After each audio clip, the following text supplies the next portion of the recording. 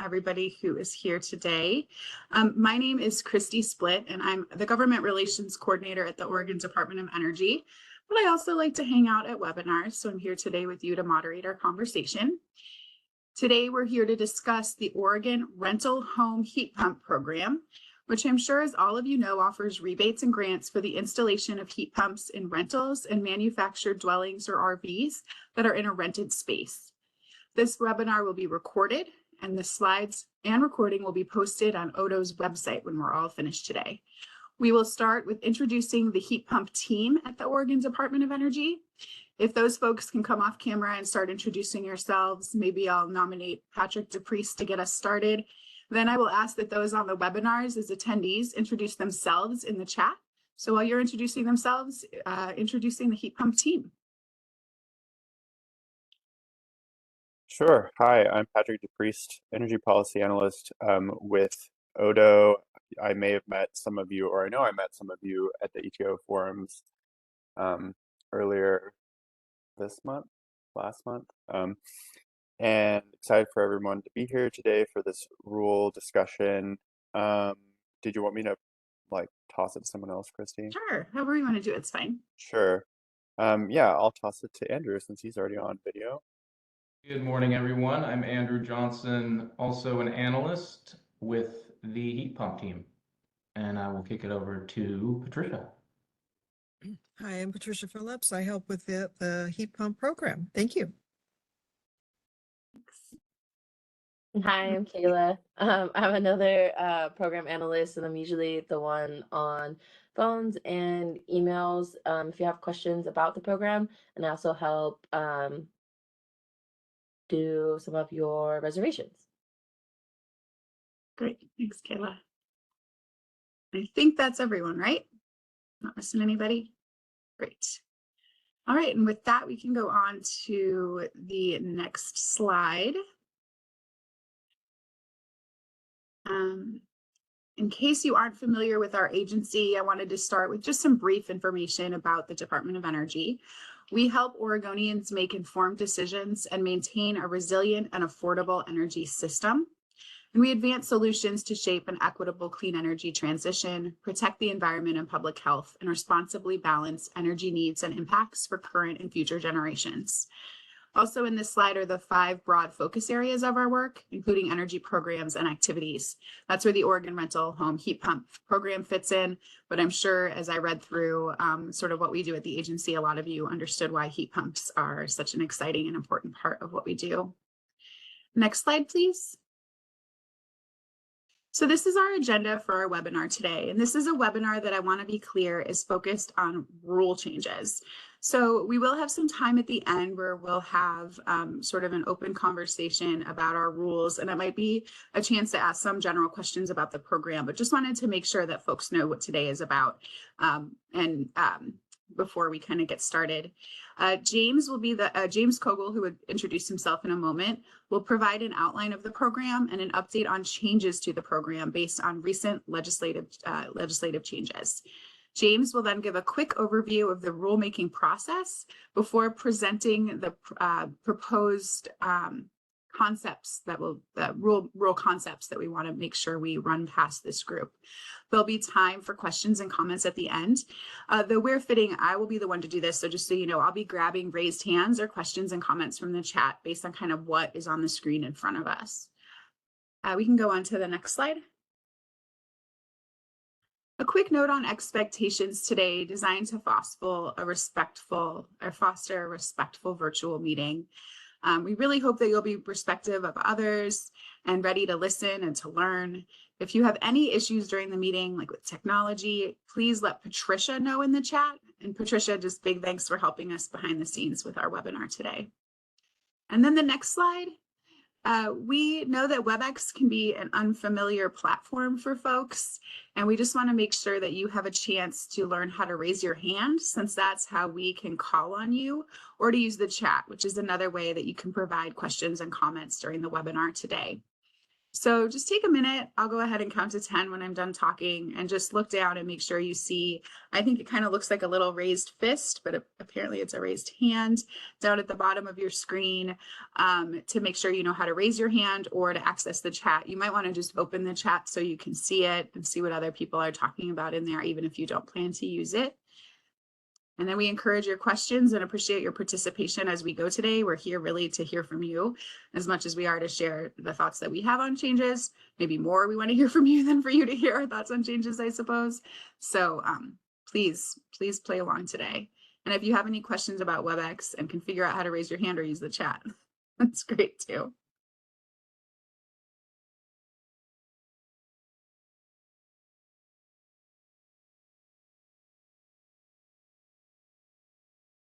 Okay, that was my count to 10 to make sure everyone figured it out. And then we can go ahead to, oh, one more thing. I almost forgot. For those on the phone, I haven't checked yet to see if we have folks on the phone, but if you are on the phone, you can use *3 to raise your hands, and then we can go from there to get you unmuted and to ask your questions. And now I'd like to pass things over to James Kogel. Thank you. Thanks, Christy. Hi, my name is James Kogel. I'm a policy analyst at the Oregon Department of Energy. I work across several of the agency's incentive programs aimed at increasing energy efficiency or the installation of renewable energy. I thought I'd begin today's presentation with just a brief outline of the program.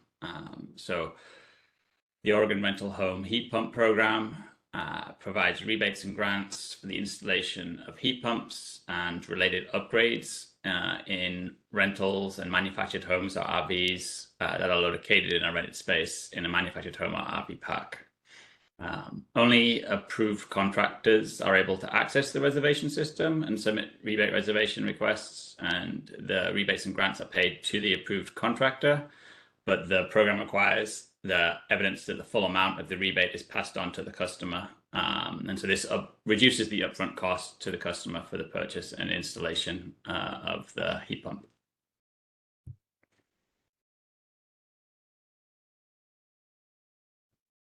So just diving into some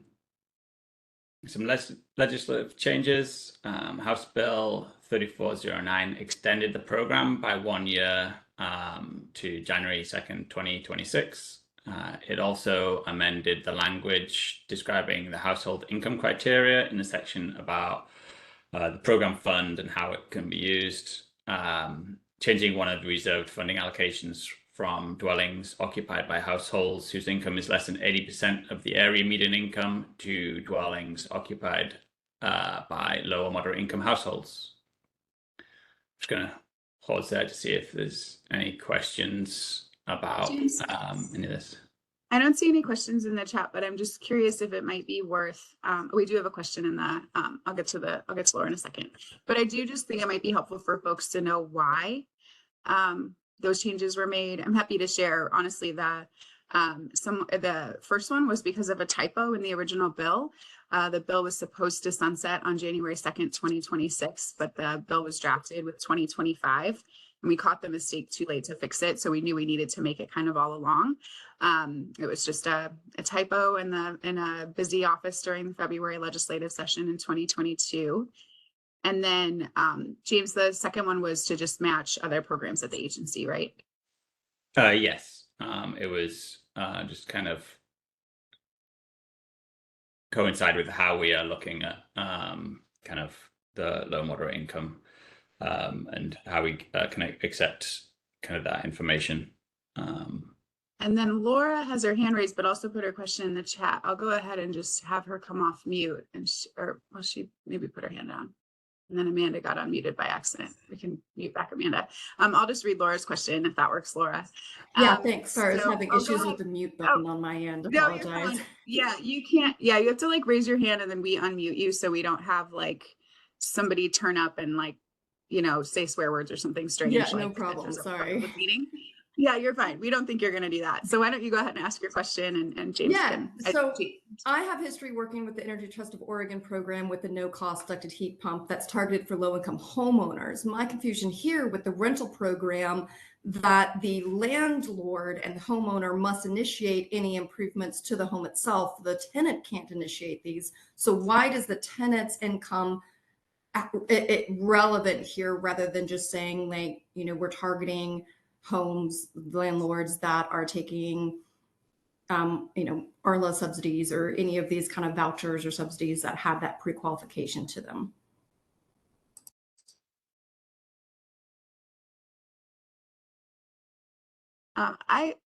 I think that what you're asking is about, like, when the landlord's the one paying, why does it matter about the renter's income? Does that sound right? I think you got put back on mute, but can somebody bring Laura Jackson back off mute?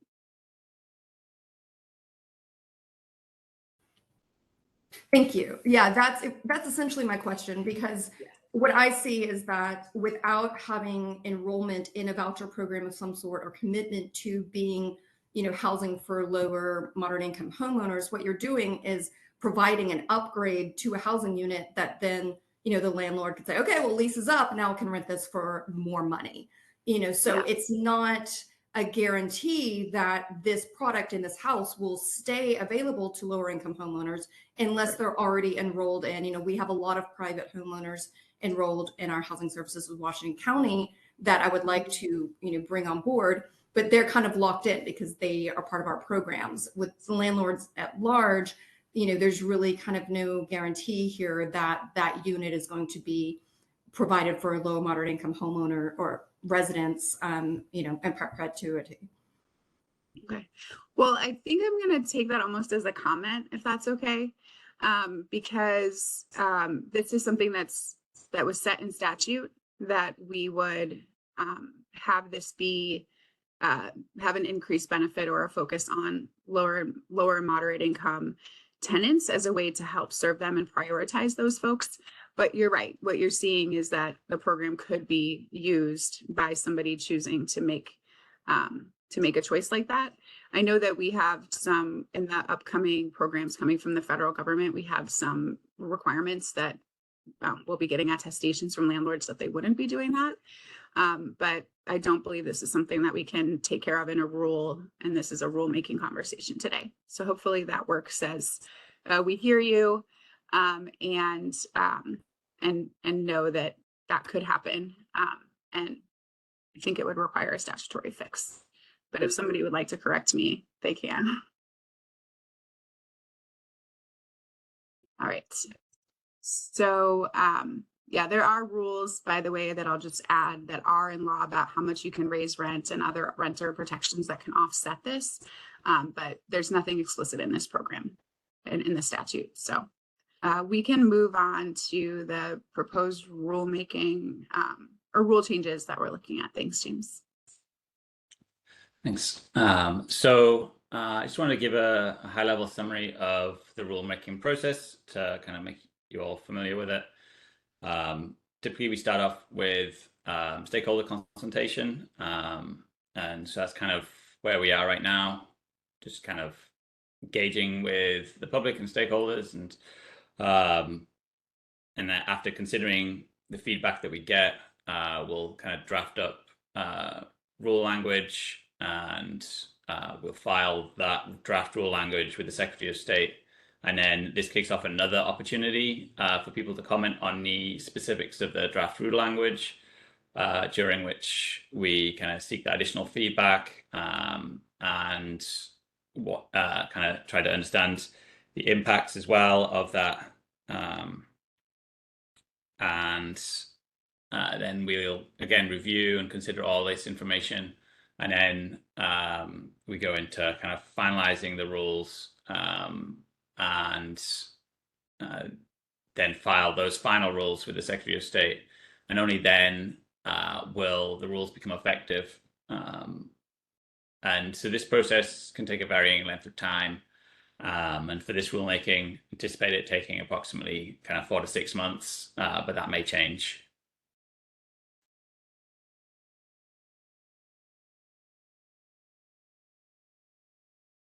So this is kind of moving into some of the kind of proposed changes and ideas that we're considering. So this first one is reflective of the change in the legislation. So it refers to the allocation of program funds and specifically the use of the funds to align with those kind of recent legislative changes. So this is something that we'll have to kind of do because this stems from the statute.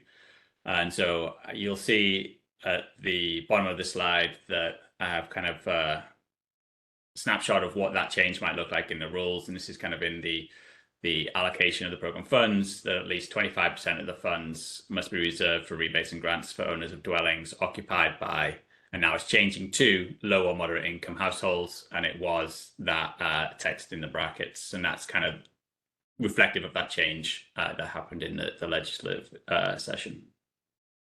I'll just pause there while we've got it on the screen to see if there's any further questions about this potential rule change.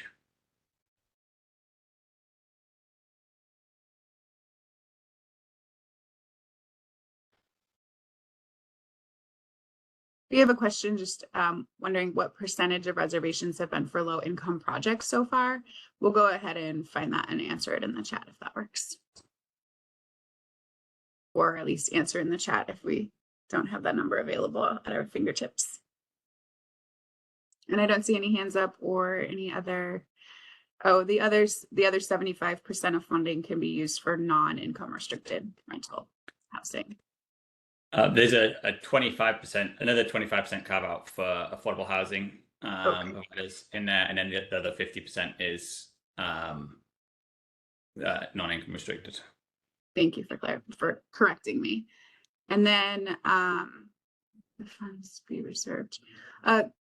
Cody, we already had the 25% being reserved for this less than 80% of area median income.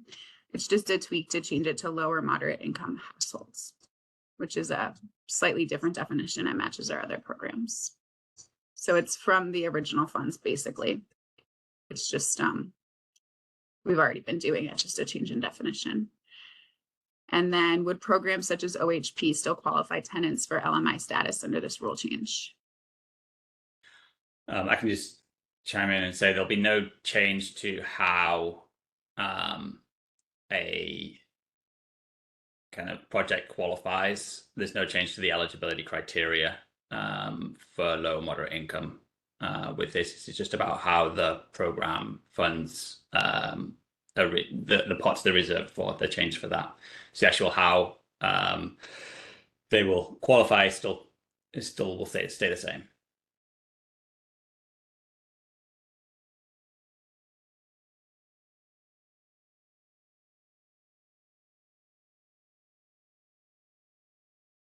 Okay.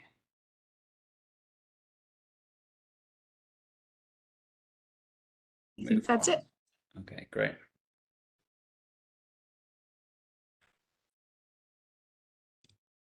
Okay, so we're also considering several other proposals that are aimed at reducing the administrative burden on contractors during the registration and reservation process. And we're seeking feedback on these and may move forward and include one, two, or possibly all of the proposals in the draft rules. We're just kind of gathering feedback at this point. And so we'll kind of go through them and then we'll kind of talk about, give people opportunity to kind of chime in. So currently when a contractor applies to become a contractor that is eligible to apply for rebates in the program, ODO staff must verify that a contractor has complied with the rules and requirements of the Construction Contractors Board, the Workers' Compensation Division, the Occupational Safety and Health Division, and the Bureau of Labor and Industries during the past 2 years. This must be completed prior to a contractor applying for rebates and grants from the program and can cause delays to a contractor accessing the program. One proposal being considered is allowing contractors to submit an attestation to demonstrate that they have complied with those requirements in order to expedite the process. The Oregon Department of Energy would retain the right to verify this compliance as part of the contractor registration process, but wouldn't necessarily be required to verify the compliance of every contractor. So that's one of the possible proposals we're considering. Another one is one of the requirements for becoming an approved contractor is having no violations with the Occupational Safety and Health Division during the past 2 years. One of the proposals being considered is to allow contractors who have had violations found during an inspection, but who then complied with the Occupational Safety and Health Division's requirements regarding kind of abatement and fixing of those violations, basically, and paying any fines that have kind of been flagged, to then become an approved contractor because they've then got back into compliance. So that's kind of that second bullet point there. The previous two proposals were focused on the registration of contractors, and now the next proposal I'll talk about will focus on the information that a contractor needs to provide when submitting a reservation. So currently, a contractor must submit details about how they used the methods they used to appropriately size the heat pump for the structural space, as well as the calculated heating and cooling load. So we're proposing allowing a contractor to attest that a heat pump is appropriately sized to the space or structure, rather than requiring them to submit that sizing calculation information. So it's a brief overview of the proposals, and just like to see if it pause there and see if there's any questions about these possible rule changes, ways they'll be implemented, and whether people think they'll be effective at reducing the burden on contractors, speeding up the processing, registration, reservation, or reducing administrative costs for small businesses, basically. Basically looking to get feedback, comments, questions.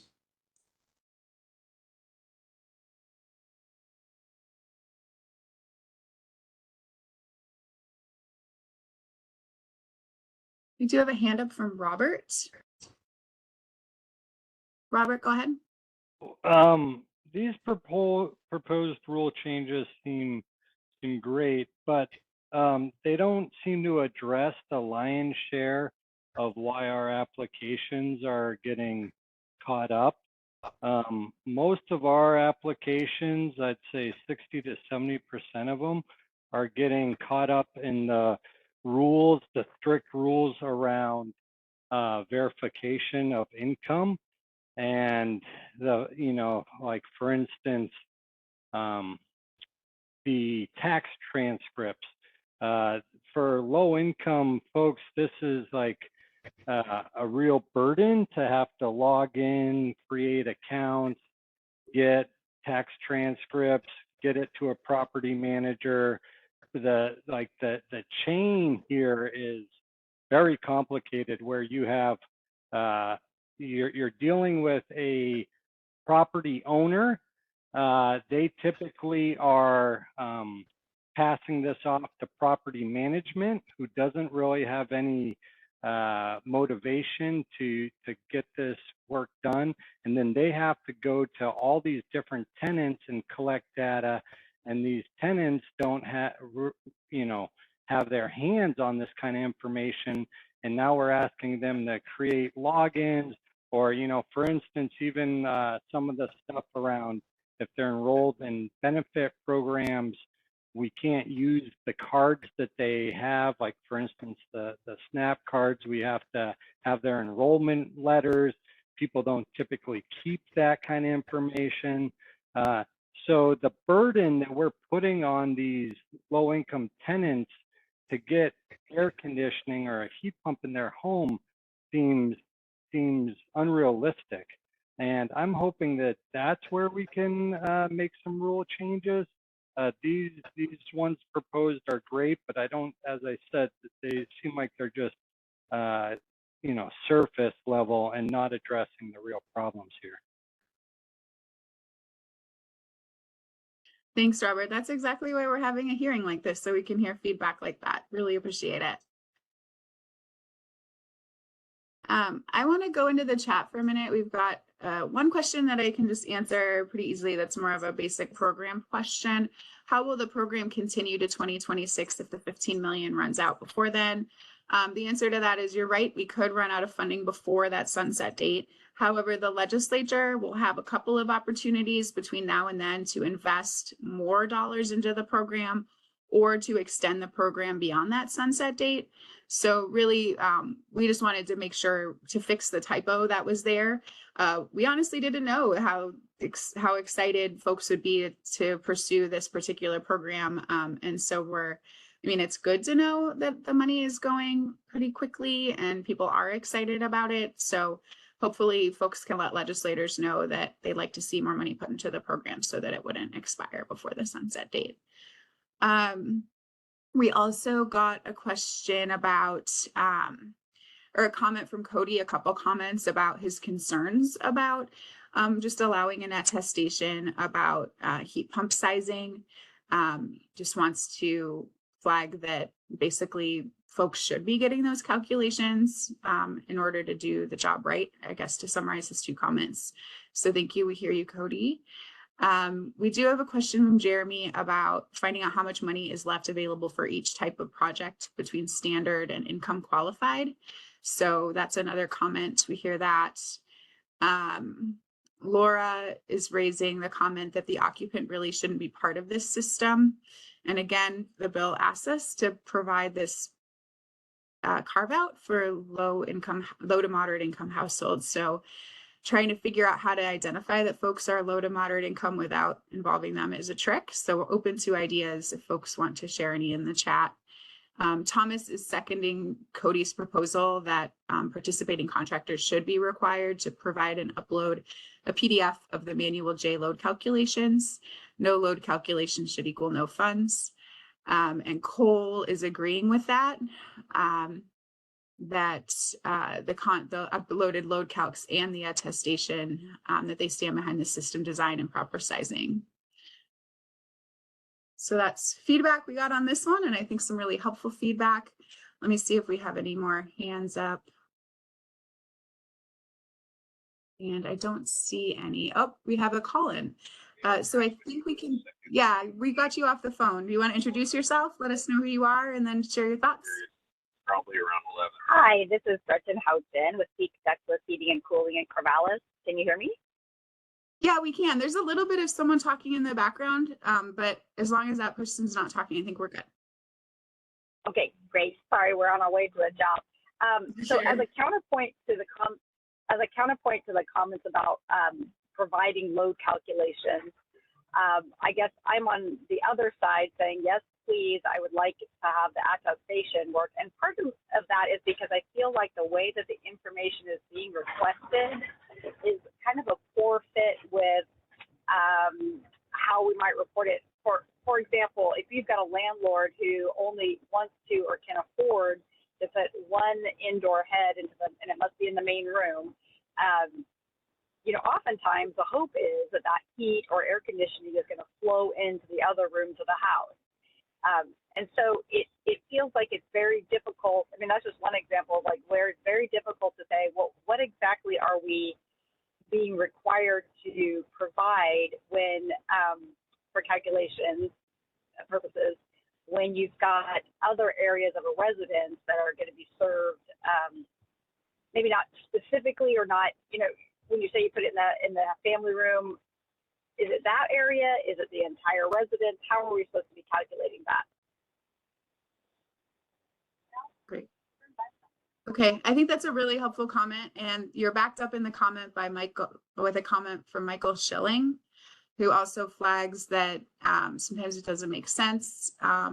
Mitsubishi has a sizing calculator for square feet of the space being conditioned, so that's a different metric or way of figuring that out.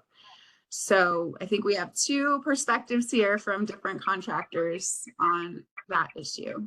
So thanks for the comment from the phone. Did you have anything else to add? Other than on the point that, I can't remember the gentleman who raised it about the income, I'm in agreement of that as well. It's very difficult to track down, and it feels fairly invasive and a challenging process to get income information from low-income folks, as it's, trying to work with property managers and the owner. Anyway, I'm in agreement with that comment. Okay, great, thanks. And while we've been chatting, Thank you so much. We're going to go ahead and put, yeah, perfect. Okay. Then going back to the comments on these issues that we're talking about now, we also have Laura Jackson from Washington County flagging that landlords could verify based on documents provided when the resident applied to rent the unit. So there is one idea that we could see if it's possible to do that. We also have another Dirk Larson saying the strictness of the paperwork is pushing us and landlords to abandon going the LMI route. And in turn, we end up selling more to non-LMI households to avoid that. And then someone's saying contractors should be held accountable to installing the correct, or Rhonda, to installing the correct system, but a single zone system in the primary living space, a load calculator doesn't make any sense. We have a lot of experience and can attest that we have over 20,000 mini split installations that have been successful.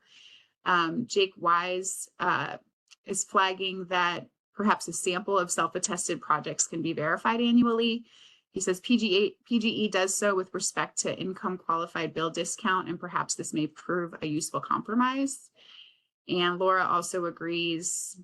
I'm not sure. She's saying if you have a 2-story home or bedrooms along a hallway, then one head is not sufficient. I think that's exactly why we're trying to get the information so that we know that folks are putting in what is sufficient. And then another comment about the tax transcript and proof of low income. So another person not wanting to jump through the hoops and all of that. So just concurring on that, and other folks raising the same concern about tenants shouldn't be involved with qualifying. And then there's another person that says we haven't had issues getting LMI verification. Landlords have explained benefits and customers love the idea of getting cheaper heating.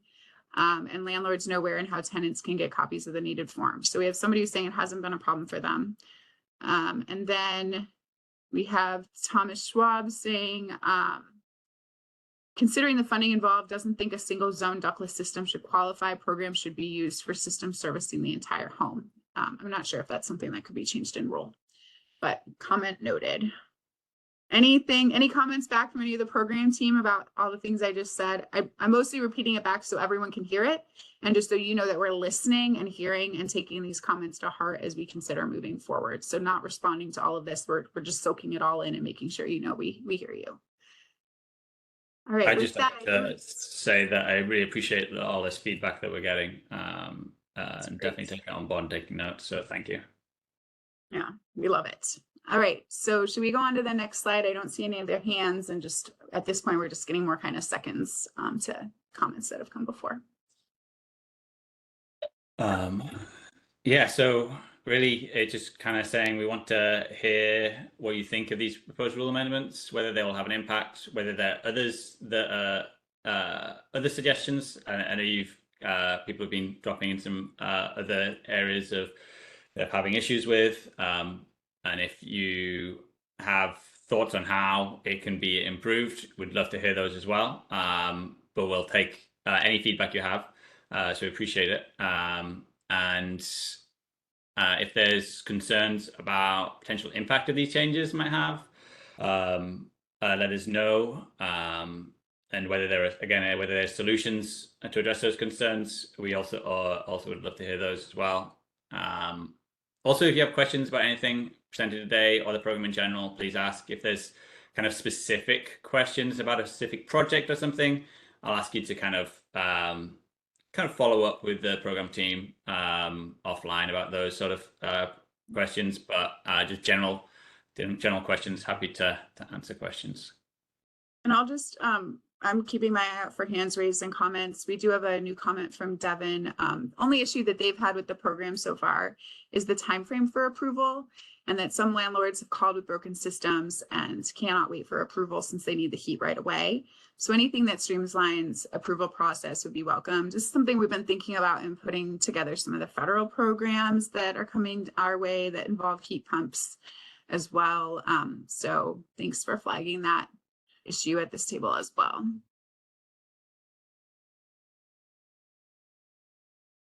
And then Jocelyn's asking, I think she's flagging that she sees the rule change to low, or the rule and statute change to low and moderate income. And then just wants to know, is that expanding eligibility to a larger population, or what exactly is the effect of that change? And then I'll get to the hands raised next. Do you know, James? So it's not change. Well, I guess it is tweaking because previously it was the 80% area median income. So we would have had to, we were kind of gearing up to initiate and look at the kind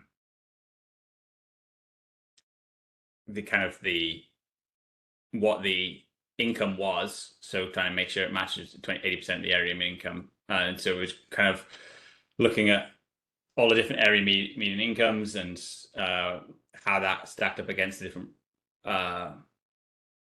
programs that you can kind of qualify through for this program.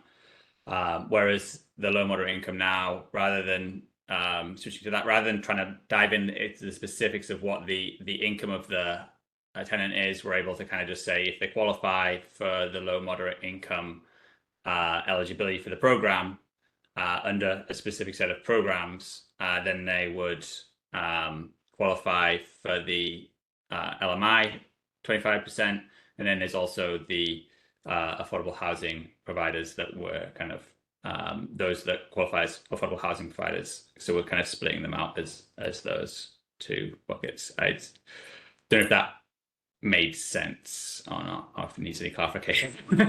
I think like the bottom line is it doesn't have a major impact. It just allows us to be more flexible in figuring out whether or not people qualify. And also, like we said, matches other existing programs versus being different, but it shouldn't have much of an impact on the size of the pie of the population. And it's very close to that definition, essentially. It just allows us to sort of prove it in different ways. So hopefully that makes sense. It might, I guess, like somebody could argue that more people could be included because we could change the definition that we currently use. But I think for the most part, it's roughly the same. It's really just semantics because we wanted to be consistent across programs because we heard that it was frustrating. We weren't being consistent across programs. Hopefully that's fair. So I promised to go to hands. We have a phone number with the starting 541-908, and you are off mute. Go ahead. Hi, this is Brenton Houghton with Peak Douglas again.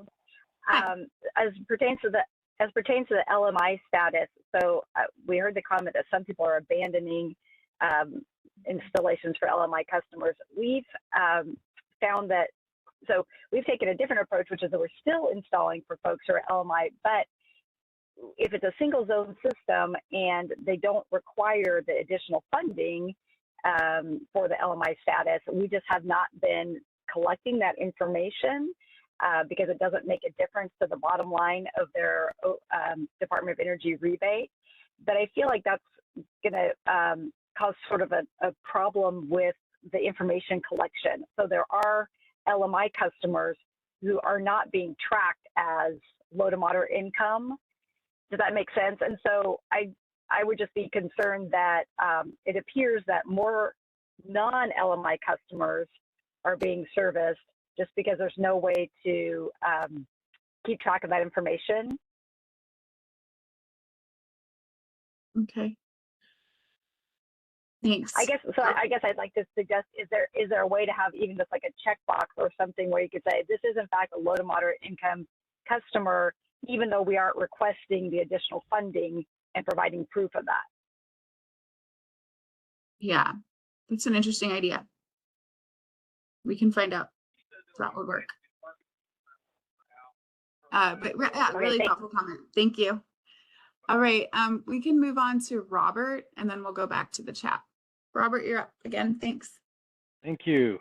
So a couple of suggestions. One, to have because so many of these applications are getting, kind of caught up in the process, it would be great to have a human contact, like a account manager or somebody a human that you can reach directly out to and kind of help shepherd some of these things through in real time. That a lot of other programs do that, and it's definitely useful, and to have a back and forth and get the questions answered, make changes in real time, and keep the applications moving, opposed to, you know, going back to the back of the line. Another suggestion is that for the tenants, okay, it sounds like per statute we need the tenants involved. That's great. Can we do attestation for the tenants on their income? Also, again, that's done in other programs, Savings Within Reach, for the Energy Trust and others. And I just like, I have a couple examples, but one example specifically where we have an elderly widow who is a tenant, needs this program badly, has no air conditioning, and her son, because she's elderly and not really savvy tracking down this information, her son had to get involved. And her son was like spending all this time trying to create accounts for her, log in, get this information. Well, because she's living on her dead husband's Social Security, she doesn't file typical taxes. So you all denied her from the program, and this woman is like the poster child of who should be allowed in. She is elderly, living in this apartment, has no air conditioning, is susceptible to heat. You know, this is like the poster child, and her landlord is not going to do the improvements without the, you know, the increased incentives. So again, I just like the administrative part of this is getting in the way of helping the people that it's designed to help. And so I hope we can really make big strides there. And like that tenant attestation of their income, I think would be one of the clearest ways to make improvement here. Okay. Thanks for the feedback, Robert. We're listening, we hear you. Okay. So I'm going to go to the comments before I lose track of what's going on there, and then we'll get back to the folks with their hands raised. One thing I want to flag is that essentially someone saying, well, for ductless installation, there shouldn't be a load calculation requirement, but for unitary installations, it makes sense. So there's a distinction that I thought might be helpful for our thinking through of how to deal with kind of differences of opinion on that one. And then we have a whole series of folks who are raising concerns about how long it's taking to get approval, which I'll just say is, I think, primarily a workload issue. We just didn't know how much volume to expect with this program. And we've had some staff come and go and all of that kind of stuff, but I know we're doing all we can to get them approved as fast as we can. So I just want you to know we see that and we hear you, and we know there's a bunch of comments in here on that topic. One thought was, is there a way to fast track approvals for tenants that do not have heat during cold weather during this time of year? Another comment was, is there, that I think could be interesting to think about, is there a way to, for amendments for when we request changes to an application, is there a way that them coming back and not getting in the back of the line could happen, where they could get in the front of the line with those? And so I think that's really, we can go back and look at the comments, and I promise we will look, because I know a lot of people have comments or ideas on that particular topic. We also have a comment from Cole sharing related to the final funding completion process, the programs requiring information related to potential savings from that system upgrade. Wondering if there's a formula that we could provide to make that easier for folks. Another one on like, how can we make this all easier? What if we better vet contractors, ensure that they're going to be doing the right things, and then lower barriers? There's a question, what are we doing to make sure landlords know about the program, and what incentives are provided for contractors to enroll?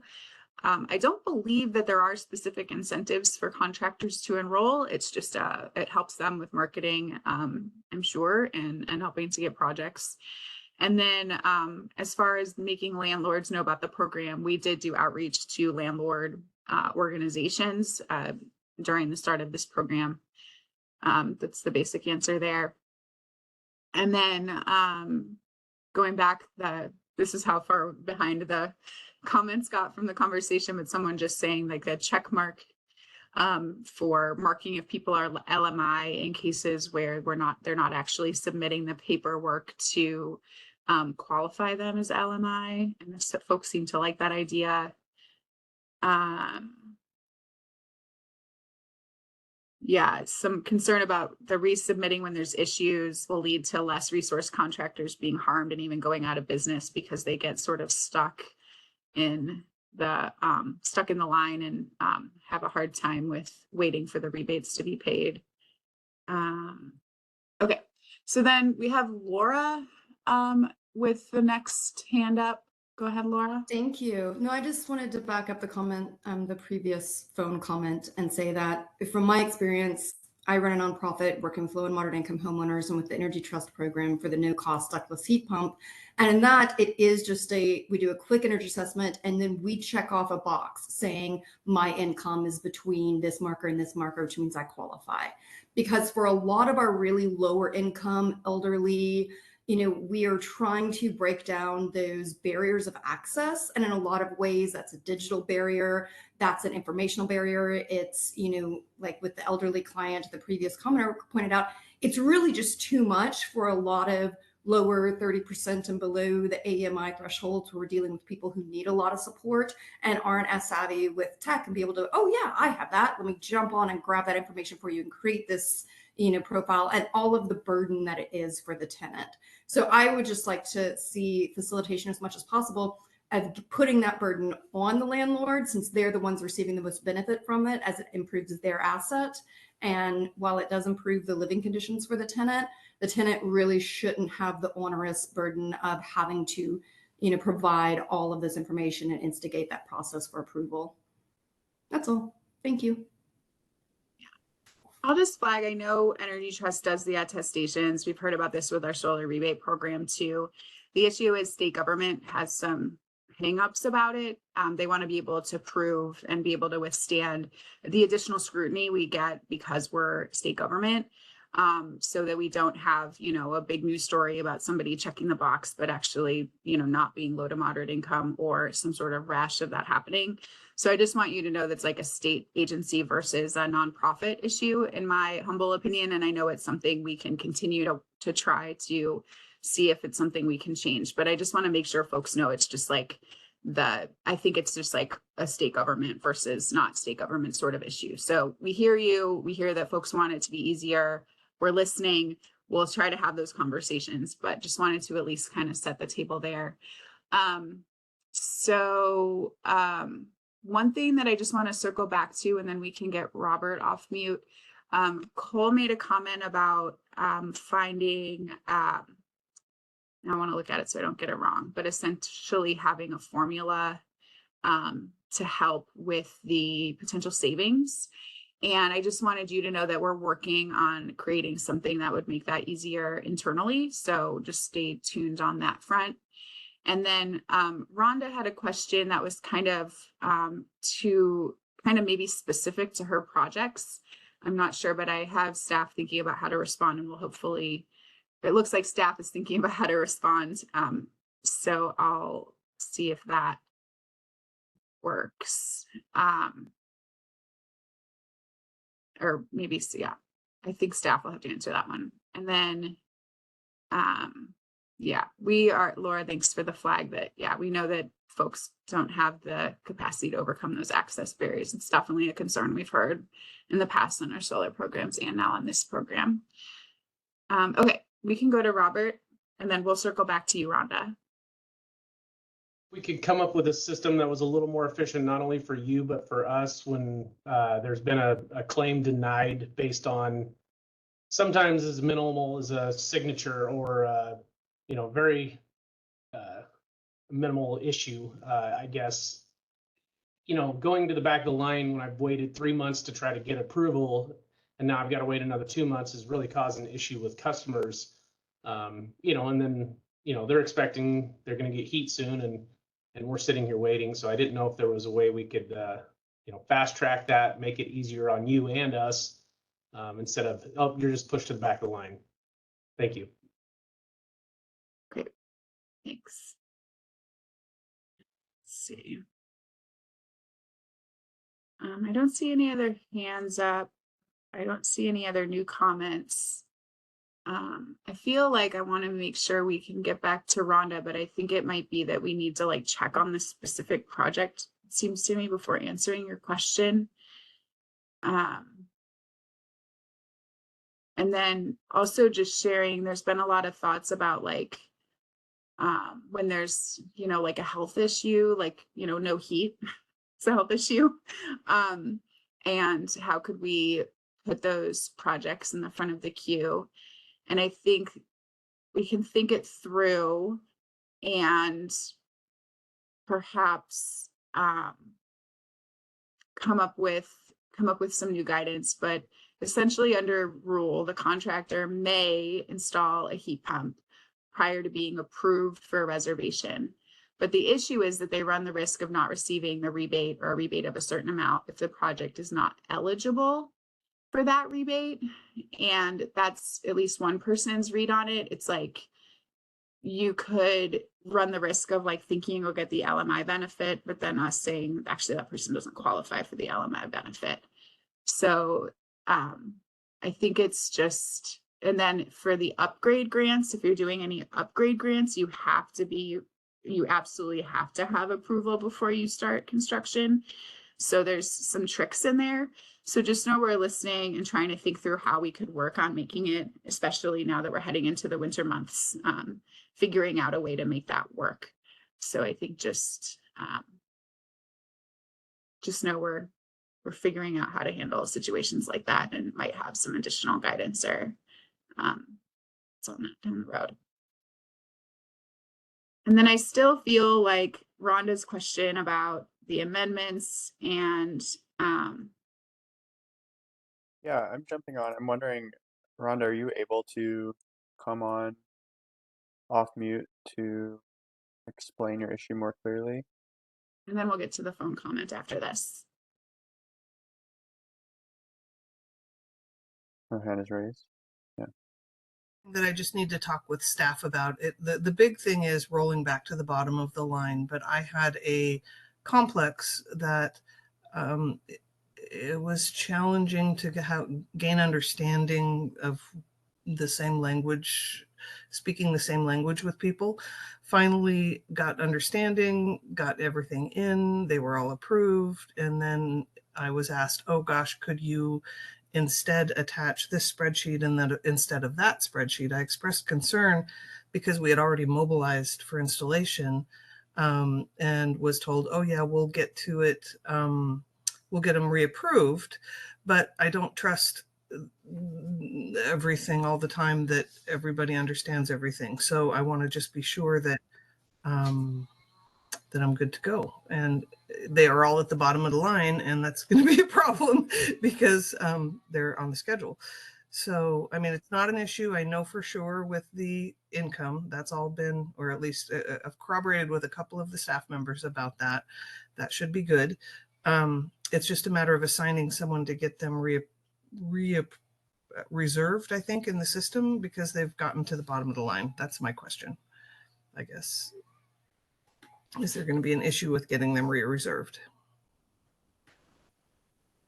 Patrick, do you have any thoughts on that, Sure, or do yeah. we want to So take it just offline? yeah, just to clarify, then you're saying that the here, and I can put my video on, I guess.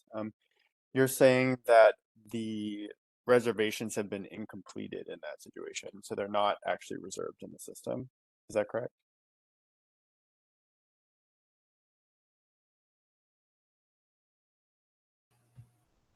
They were reserved, and then I had to attach another attachment, which threw them back into amend status. And so they're at the bottom of the line to get reserved. Yeah, why don't we do this, Rhonda? We probably might need a little more information to follow up with you because we just have your first name. we could either we've got our have contact. He knows who I am. Well, why don't we talk offline with Rhonda about this Perfect. specific Thank you. project? That's- Sounds good. Yeah. Thank you Thanks, so Rhonda. much. Yes, happy to answer it, Rhonda. And then let's see. I promised to get back to the phone, so let's do that, and then I'll go back to the chat. We just have a few minutes left. Oh, did we lose our phone person? Okay. There's no more hand up. Okay, cool. So in the chat, Robert's just noting it'd be great to get more definition around the grants. They're not sure what projects are eligible or not eligible for that. So noted. And then Jeremy's wondering, why do we need every piece of a lease agreement? And I think I guess we just hear the comment that you would prefer it if we did not require every page and that address and contact info would be enough.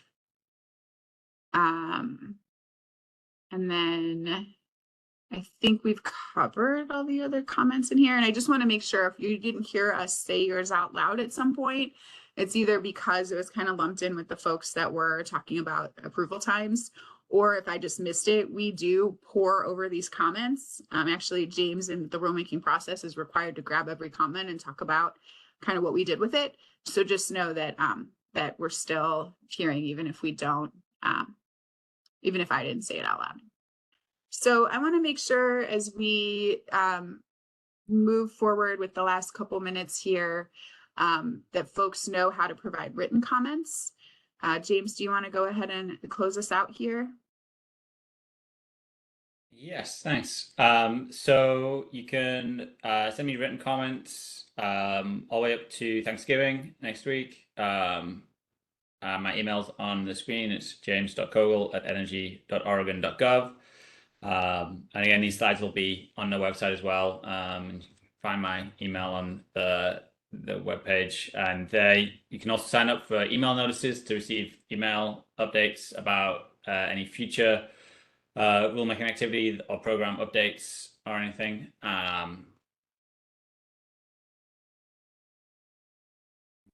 So when you do sign up, you get to kind of for email notices, you get to kind of select what areas you're interested in as well. So and then